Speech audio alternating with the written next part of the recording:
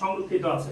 এটা আজকে আমরা দেখবো এবং আপনাদেরকে দেখাবো। আর এর বিষয়ে যা যা জানার এই খাদেম, আমাদের এই দরবারের খাদেম সাহেব আছেন, ওনার সাথে ইনশাআল্লাহ একটু কথা বলবো।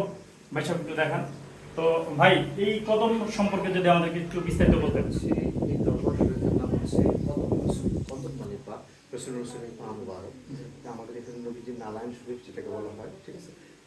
ডান পায়ের পদচিহ্ন এটা আমাদের এখানে সংরক্ষিত আছে। আজ থেকে প্রায় অনেক বছর আগে হাজী নূর মোহাম্মদ শাহ নেতৃত্বে ইসলাম প্রচার করার জন্য এখানে আসছিলেন।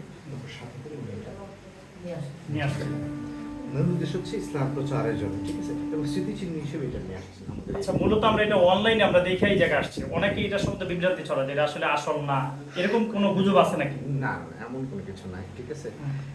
আসলে মনে করেন ওটার একটা বলতে কিছু নাই, ঠিক আছে। ইসলাম বিশ্বাস হচ্ছে ঈমান, ঠিক আছে।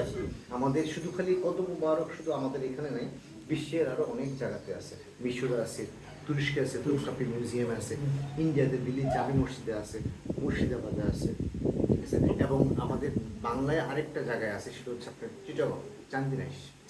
না? সেখানে বরফির আব্দুল কাদের জিলানিরও পাঞ্জা মুবারক আছে, তাই না? ঠিক আছে, এবং আচ্ছা। নিজেরও কদম মুবারক আছে। আমাদের এই প্রতিবেদনটা দেখার পরে হয়তো অনেক দর্শক এখানে আসতে পারে, তো আসলে কি সবসময় ওপেন থাকবে এটা দেখার জন্য, না নির্দিষ্ট কোনো সময় আছে? এটা হচ্ছে ওপেন কি আমরা এখন যে আমরা একটা সংরক্ষণ করে দিছি। আগে আমরা সবসময় এটা বাইরে বের করে সবাইকে স্পর্শ করতে দিতাম, ধরতে দিতাম, কিন্তু এখন আমরা প্রায় 13-14 বছর ধরে সেটা আমরা একটা নির্দিষ্ট সময় নির্ধারণ করে দিয়েছি।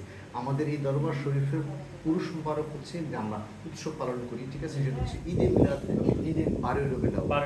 আমরা রবিউল চাঁদের 10 থেকে 13 তারিখ পর্যন্ত আমরা এখানে অনুষ্ঠান পালন করি, মানে 4 দিন এটা সম্পূর্ণ খোলা থাকে, অ্যাভেলেবেল থাকে। তখন আমরা এটা বের করি, সামনে নিয়ে আসি, সবাই যাতে স্পর্শ করতে পারে, চুমু দিতে পারে।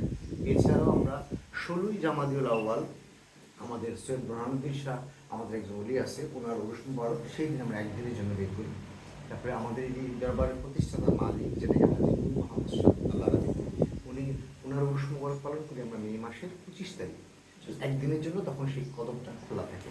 আর আমরা সবসময় শবে বেরাতের সময় ইসলামের যে ধর্মীয় যে অনুষ্ঠানগুলি হয়, শবে বেরাত এবং ঈদের দিন, রোজার ঈদের দিন, এই দিনগুলিতে আমরা কদম মুবারকটা বের করি সবাইকে স্পর্শ করার জন্য। আচ্ছা, বর্তমানে এই দরবারে কে আছে, দায়িত্বে কে আছে?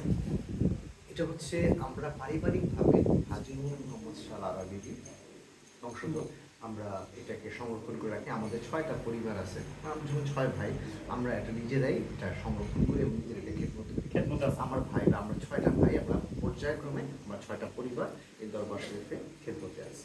এই দরবারকে কেন্দ্র করে আরো কি কোনো প্রতিষ্ঠান আছে আপনাদের? না, আমাদের আর কোনো মাদ্রাসা, মসজিদ?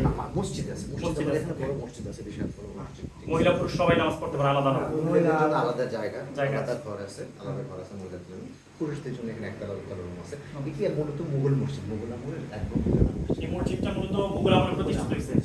কত সাল হতে পারে? আরো আগে কিন্তু মুঘলরা এটাকে তৈরি করে দিয়েছে, ঠিক আছে, প্রায় আরো 400 বছর হবে।